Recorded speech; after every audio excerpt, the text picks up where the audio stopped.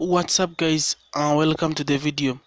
It's me DJ HECTOR, and today I'm gonna show you how to activate Smart Scratch in Virtual DJ 8. So without no further ado, let's get straight to the video.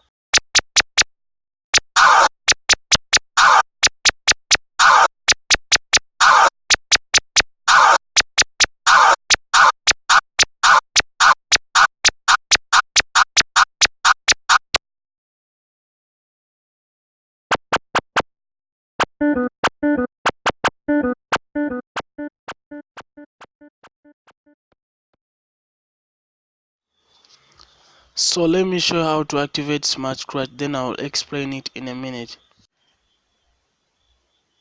So you go to your settings, then you got options. Let me zoom this a little bit. When you got your settings, you type Scratch, then you activate this one. It's going to be on no, then you activate, put it on yes. There, you're good to go. So guys, Smart Scratch is whereby when you move your sample forward, you hear the sound. When you move your sample backwards, no sound.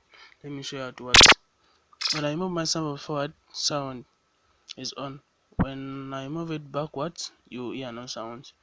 It also applies the same to the keyboard shortcuts of how to scratch. If you haven't watched the video, click that first link in the description. So we mapped our keyboard like this. Letter G is our forward scratch, letter D is our backward scratch. When you press letter G, is whereby you're going to hear the sound. When you press letter D, no sound, as you see. So